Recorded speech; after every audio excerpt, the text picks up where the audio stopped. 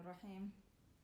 السلام عليكم ورحمة الله وبركاته. maanta waxaan ka hadlayaa social mediaha. waa wada sheekaysi ma ahan wax ma aragtay aniga aan expert ku ahay, waxaan anigu ku takhasusay ma ahan waxaan aan kala hadlayo. run ahaantii waa wax aan markastaba jeclahay inaan xoogaa ma aragtay aan ku sameeyo research ah iyo waxyaabaha effectiga side effectiga uu noo keeni karo iyo waxyaabaha faa'iidada ah oo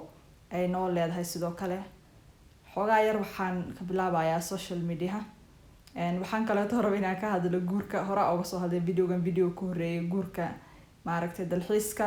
guurka intay dadku imaadaan ayagoo aan guur rabin ee gabdhaha yar yar guursanayaan. marka social media horta ay dambayso tii shalay taan rabaa xoogaa yar aad ayuu gaabnaa muuqaalkaas inaan xoogaa yar waxaan rabaa faahfaahin aan ka bixiyo. ma ku takhasusin waxyaabahan oo dhan, wallahi ilaahay baa igu og inaan ku takhasusin, balse waxaa la yiri sadar muuqda su'aal ka dhan. bini aadamku waxa ay u jeedaan oo dhan ma aragtay uma baahan xitaa in loo sheego, way u jeedaan wax kasta sida ay yihiin. waxaa dhacday beri aan iskuuley ahaan jiray oo ilmo yarna waan ahaa waagaas oo maartay 14 meelahaas magaalo yar aan deganayn oo maartay Kenya ku taala. marka magaaladaas waxaa jiray gabdho aan darisnahay, gabdho aad u qurux badan ayaa jiray, waliba magaalooyinka dheer oo tuulooyinka markay gabdhuhu ku koraan aad u qurux badan yihiin. ma aragtay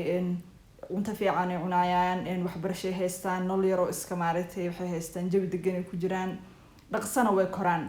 marka waxaa jiray gabdho aan darisnahay oo da'dooda markii hadda aan dib u milicsado aad u yaraa 18 meelahaas jireen, laakiin anigu iga weynaayeen. gabdhahaasoo ma aragtay gabdho xaafada Soomaalidu way is yaqaanaan meel kasto ay degan yihiin oo dariska waa la iska warqabaa. inkastoo anaga gurigii aan kusoo koray uu ahaa guri xirxiran oo aan dariska aan u gali jirin oo aanan ma aragtay la ciyaari jirin ilmaha. gaarigu haduuna keeno iridan ugu dajiyo horaan guriga gali jirnay. markii aan tukano casarkaana la keenaaye salaada tukanan dugsigan galayna waa ka imaanayna macallin ayaa noo imaanaya tuition hadana. marka nolol yar oo wixii iska ahayd aad u mashquul badan oo xitaa waqti aan gabdhaha dariska kula sheekeysano yaraantanadi ma aanan soo helin. marka waxaa dhacday beri ayaa waxaa dhacday iskuuladii baa la xiray, fasax yar ayaan galnay. marka gabdhaha waqtiga fasaxa iskuulada la xiray kulli waa la wada guursadaa gabdhaha dariska aan nahay. islaantii gabdhaha u joogaan sanadkan gabdhaha loo guursanaya loo bil kadib hadana gabadhii oo la furay soo laabanaysa, hadana gabadha ka yara islaantii laga guursanaya. markaas hadana cabaar markii gabadhii la qabo ama dhowr bilood qabo ama sanad hadana gabadhii yareed guriga ku soo laabanaysa. nimanka gabdhaha guursaneen waa waqtigaas hadda waa goorma marka 40 jirka ah xogaa dhowr 10 sano ka soo wareegta maleyna. marka waqti hore waay waqtigaas ayada ah wix aan arki jiray baa anigu ka hadlayay. run ahaantii social media hadeertaan guurka waa laga calaacalayaa, qof kastaba ma aragtay uu ka hadlayaa saana ninka igu sameeyay, saana la igu sameeyay, saana marka wax yar oo ciyaar oo joog guurka iska noqday waqtigan hadda la joogo. ilaahay wuxuu yiri miisaaqan qaliila,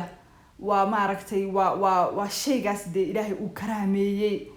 guurku, laakiin anagu karaamada aan ka qaadeyno oo lagu ciyaarayo oo ninkina uu leeyahay gabadhii hadii ay istiraadid bil ayaa ma aragtay wada joogeena isqabeena marka leesi kale waxba ogma qaadi kadib waa inaa guursataa Soomaha. xaraantina xaraan asaga suu isleeyahay xaraan iska ilaalinayo gabadhii inuu guursado rabaa, laakiin si daacad kama ahan oo bil kadib inuu soo furo rabaa gabadhii. adi fiiriyaa si uu fikirayo qofkan mentally fiiriyaa bil kadib gabadhii ama markii hal cunug u dhasho inuu wuxuu rabaa ka taqalusuu rabaa ama xaas uu ka soo tagay meeshuu ka yimid ninkii markuu wax yar gabadhii qabo xaaskiisina ma rabo inuu ogaado, especially waqtiyada qabowga isku soo aadiyaan ayaga winterka markay u tahay. Soomaali yaacayso oo wada ordayso hadda dhig la qabta aan lahayn Kenya imaado, especially sheekadan waa sheeko Kenya ku badan. aniga inay Soomaali xitaa ku yartaan jeclahay sheekadan, laakiin Kenya saad ugu badan tahay. waqtigaas ee 2011 aan ka hadlayaa aniga eebaheedba markii gabdhaha dariskayga ah iyo la guursanayay oo guriga ku soo laabanayaan bil kadib gabdhihii. marka waxaanayto waa inaan ka fiirsanaa waa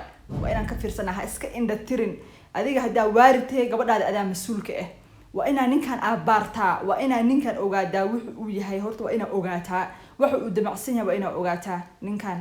laakiin se ninka waa nin dhaqaalo wato wax kale lama fiirnaayo. gabadh yareed waa lagu daraaya, mustaqbalkeeda ku ciyaaraya, laba cunug ma aragtay gabadh 18 jir uu ka dhalaaya, uu ka dhaqaajinaya ilmihii hooyadii ay ku soo laabanaysa, hooyadii ayaa hadan ilmihii korinaysa. ilmahan aabu u baahan yahay run ahaantii ilmaha labada waalid u baahan yihiin inay wada korsadaan marka Chinese uu aabiis cunugii kula kori lahaa ama uu kula noolaan lahaa meesha ka baxay haduu aabihii uu maaragtay guurkiiba ku ciyaaro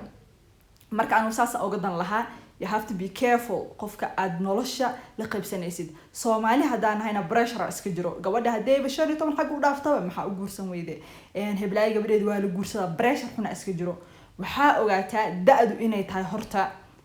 number age is a number da'du wax saas u weyn maahan farq weyn ma sameynayso waxa laga yaabaa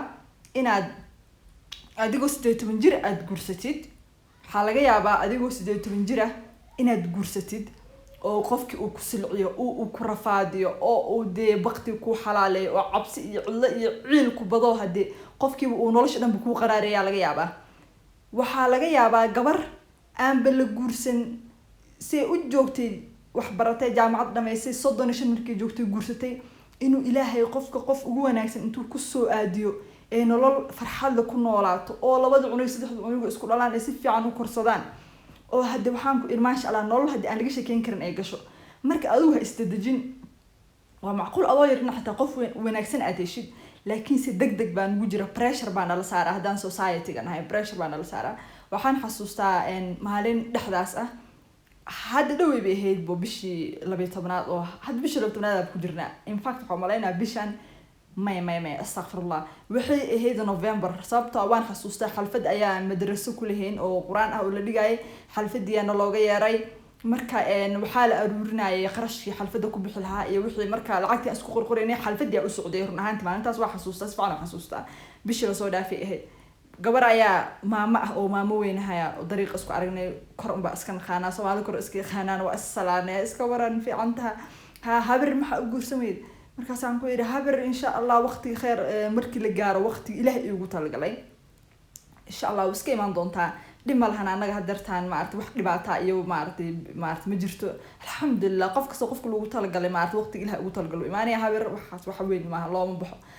habar yarey kalinimadu karaahiye waaye kan waaye gabar yaraa tahay adi sheeke ii gashay ma fahanteen sheekadii ii gashay aniguna ma jecli su'aalahaas kala noocaas kale taa maartay soo dadka naga caadi bay la tahay inay dadku weydiiyaan run ahaantii dhaqan wanaagsan anigu uma arko waxa u guursan weyday oo waxyaabaas dhaqan wanaagsan uma arka aniga waa qofkaanayto maartay qofkii intuu aada qof u qalmin muuqorta laga laa qofkan maalintii ee noqoto Ilaahay ugu talagalay oo qof wanaagsan oo isku qalmaan oo helo kulli guursanay hadii Ilaahay ugu talagalay waa marka pressure la saaraa dhalinyarada islaantii waxaan ku sameeyay xogaa waa ka aqli badiyay aniguna ma jeclay dadka maartay hadii xitaa su'aal si qaldan ii weydiiyaan ama su'aal pressure saaris ii weydiiyaan waxaan jeclahay inaan su'aashii ku rogo ayagoo weydiiyo markaas waxaan ku yiri adi iga waran guurkaaga horta bal adi oo soo guursatay adi guurkaaga iga waran noloshaada sidee ahayd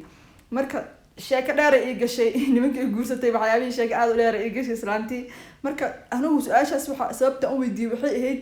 inaan waxaan rabay iska weeciyaan rabay su'aasha la weydiinayo sababtoo jawaab uma hayo xitaa waxyaabaha qaar ay weydiinayso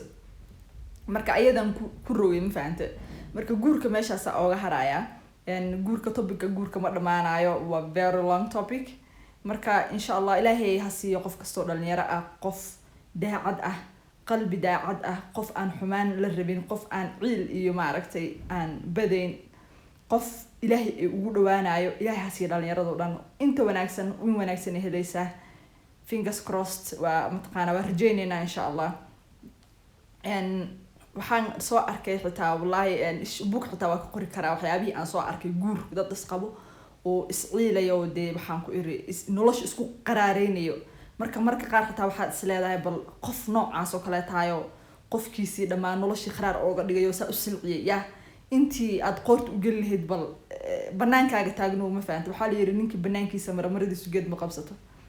ma sha Allah Soomaaliga ayaan taan xoogaa waxaan dareemayaa inuu meel fiican marayo si fiican hadaladeed ay isku tooseen alxamdulillah rabbil alamin marka walaalayaal oo tan guurka xagaas ooga haraya guurku waa very sensitive topic hadii laga hadlo Soomaali guurka jiqo isgalaysa waana wax wanaagsan waxa la yiri aan wada hadalno waa aan wada heshiino aan wada hadalno waa aan heshiino aan maaragtay isfahano aan maaragtay qof kasta meesha yartahay uu ku jiro oo maaragtay difaaca uu xirta ha kasoo baxo waxa la saxo marka aniga markaan topigan oo kale ka hadlayo waxay iga tahay waxa la saxo oo wixii ha saxmaan waxaan u gelayaa hadeertaan oo kale waxaan u gelayaa social media inaan video kale kasoo duubi doono oo agtahay oo separate ah sababtoo ah waa topic aad u dheer waaye hadeertaana ma aqaan waan dheereeyay muuqaalkan marka when it comes to social media faa'iido badan ayay leedahay waxaa la yidhi waa mindi laba af leh maaragtay oo double edge sword waaye labada af waxay ku jaraysaa dhinac wanaagsan haddii loo adeegsado wanaag ku noqonayaa oo waa ka faa'iideysaa dhinac haddaa u isticmaashadana maaragtay dee miraheedaad guranaysaa marka social mediaha anaga Soomaali hadaan waxaan jecelnahay inaan isku ceebeyno waxaa arkaysaa xitaa social media ku dhacsiinayo dadka isqamaanta dhan iscaynaya kuwii saaxiibada ahaaba iscaynaya kuwii qabiilada kala duwan ka dhashay baa kuleedka isku dhigan oo anaga idinka fiican ku haya war waxaa ogaataa waxaan meesha haday galaan way adagtaasay oga baxdo I swear to God waliba dadka caanka ah I don't know sidii maskaxdooda u shaqeynayso sababtoo qof anigoo kale taa maanta caan ma ihi aniga wixii aan soo geliyay meesheeda way adagtaa xitaa sidii loo shargareeyo oo isla markaa waa isqaban ka dhaawix hadii xitaa qalad uu ka dhaco waa delete gareyn kartaa laakiin se dadkan intaasoo 100 intaasoo kun ay ku xirantahay oo 100 kun oo qof oo hadana waxay rabaan ku hadlaayaan oo in ka fiirsaneen maaragtay oo waxaan ku yiri hostage la isku heestaabo in la iscaayo in la is aflagaadeeyo in maaragtay dadkii caanimay waxay u raadinayaan dadkii maxaa ka galay caanimay dadku waxay u raadinayaan maxaa ka galay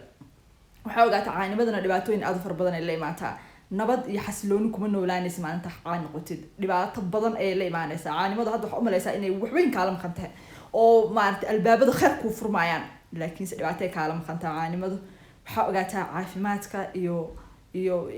dadka kuwa hareereysan oo isfahmeysaan iyo qoyskaaga iyo asxaabtaada yar oo dhowr xabaayo wanaagsan oo daacada iyo maaragtay xasiloonida iyo meesha wanaagsan oo aad ku nooshahay iyo maskaxda yartaa buqlaanta inay tahay guusha dhabtaaba intaas hadda intaas hantiday alxamdulillah dheh wax kale ta raadin si xun social media yaan u isticmaalin inta badan yaan u isticmaalin si xun qofba attention bay dadka raadinayaan waa very waxa waaye attention seeking eran ku jirnaa hadda attention basan loo raadinaya qof kasta wuxuu raadinayaa in yar oo attention ah si dadkaas ay maaragtay oo hadlaan si looga hadlo wax wanaagsan ay u maleeyaan run ahaantii iyo marka social media waa wax aad wanaagsan sida u isticmaashadeena ku xiran tahay run ahaantii adigu hadii aad si qaldan u isticmaashid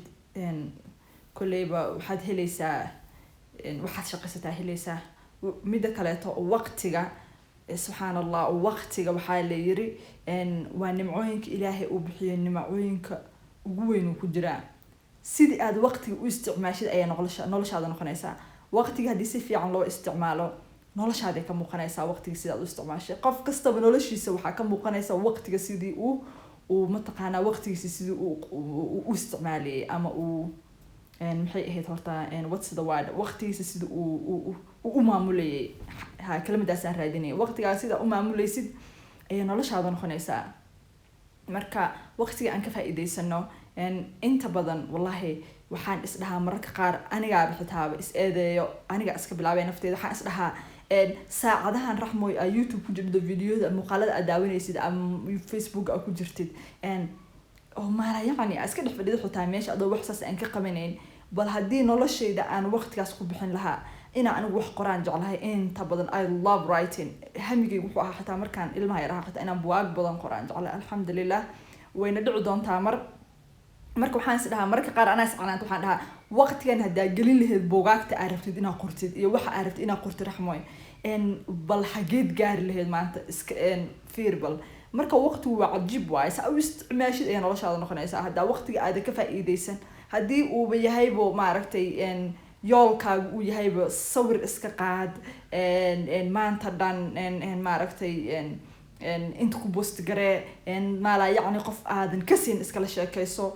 wax dagaal aan lagu dirsan gal reebala reer cidanada caayeen dagaal comment qaab dar maanta dhan hadba meel ka bixi you're wasting your life noloshaadi dhan but noloshaada dhan baad markaasayto ku ciyaareysaa noloshaada dhan baad ku ciyaareysaa laakiinse adiga waxay kula tahay wax iska caadi dadku dhan way sameynayaan inta badan waxaa ogaataa dadka inta badan waxyaabaha ay sameynayaan meesha u badan yihiin dadka inay tahay meesha qaldan inta yaraa la raacaa markasta haddii laba wado hadeertaan ee dadku socdaan wadada dadka badan maarata isjirayaan isjibaxayaan inta badan wadada wanaagsan maahan marka wadada aad qaadanaysid ha ku socona ha kaaga socnaata wadada kale intaas ku soo okeysiinaya maraba inaan muuqaalka sii dheereeyo dadku ma jecla waxyaabaha dhaadheer anigan haddaan dhaho marka qaar waa hadlaysaa saacada hadli karaa marka